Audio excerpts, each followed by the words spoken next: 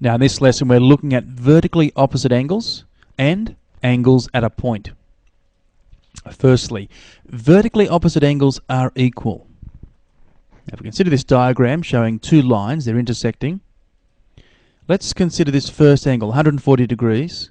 Then the angle directly opposite that would also be 140 degrees. Okay, so there's an example of vertically opposite angles being equal. Now let's just focus on that original 140 again. Fade out the rest of the diagram. If I asked you what's the angle next to it, right, now that's from the previous lesson, isn't it? Angles on a straight line, they are up to 180. So that would have to be 40 degrees. Let's see how that 40 degrees works. That angle there, 40 degrees, well, directly opposite that would also be 40 degrees. Okay, so there's another set of vertically opposite angles. It's actually interesting that it's more like horizontally opposite this time, but we still name it vertically opposite. Now the second thing we'll consider in this lesson is that angles at a point add to 360 degrees.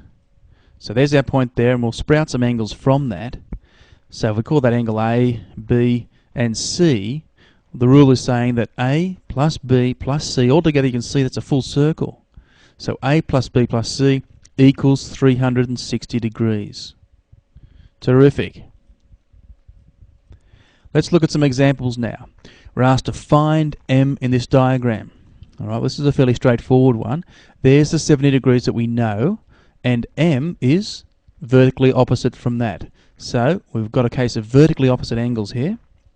So M will be 70. So therefore we write M equals 70 degrees.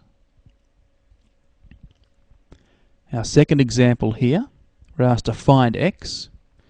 Now we're going to be dealing with angles at a point, adding to 360 degrees. You can see there's all those three angles are meeting at that point. Now that angle there is marked a right angle. It's always a good idea to write in at 90 degrees. So we've got 90 degrees, then the 140 degrees. So far that's 230 degrees. And we need to think of what else makes up the 360. So X would have to be 130 degrees in this case. So there we have it. Therefore, X equals 130 degrees. Excellent. Moving on. Question 3. Find M, giving reasons this time. So there's our angle. We're trying to find M plus 25 degrees. And that matches up with the 58 degrees, okay, vertically opposite angles. So we're going to say that M plus 25 equals 58. Now this time though we are giving reasons in our solution. And the reason they are equal is because they are vertically opposite angles. Okay, note the short notation to say that, okay, vertically opposite angles. Now once we've written that down, that's an equation that we've got to find M. Now we need to get that M by itself. Now to do that, we'll get rid of that 25. So if we do that, we can write the M by itself. And by getting rid of the 25, it's plus 25. So we bring it over. Remember, change side, change the sign. So the plus 25 becomes minus 25. So 58 degrees minus 25 degrees equals 33 degrees. Our fourth example, we need to find X, again giving reasons. Well, there's 4X, and there's 6X, and the 110 altogether, those three angles would make up the 360 degrees, the full revolution. So we can write that 4X plus 6X plus 110 degrees equals 360 degrees. Okay, we know that now. Why? We need to give the reasons, because they are angles at a point. All right, that's the reason they do add up to 360. Now we've got an equation there, we can solve that. Let's collect like terms. We have 4x plus 6x, so we can write 10x there. The 110, it's positive. We're going to change the side and change the sign. So we're going to subtract 110 when it goes over. So on the right hand side, 360 minus 110 is 250 degrees. So if 10x equals 250 degrees, we can therefore say that x equals 25 degrees. Excellent. Question 5. We need to find A and B giving reasons. Alright, so we've got a couple of pronumerals we need to find in this case. Well, let's look at A.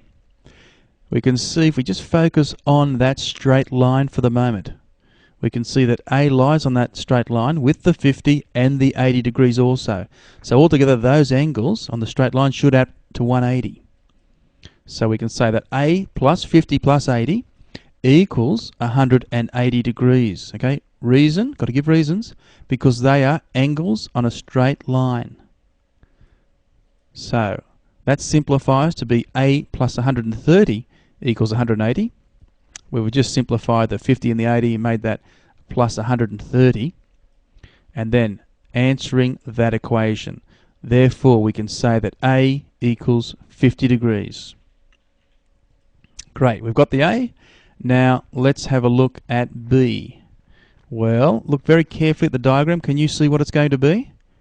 It matches directly across from the 80 degrees. So that's just one step. We can say that B equals 80 degrees. Reason? Because they are vertically opposite angles. Fantastic. All right, well that concludes the lesson. Good luck with your questions.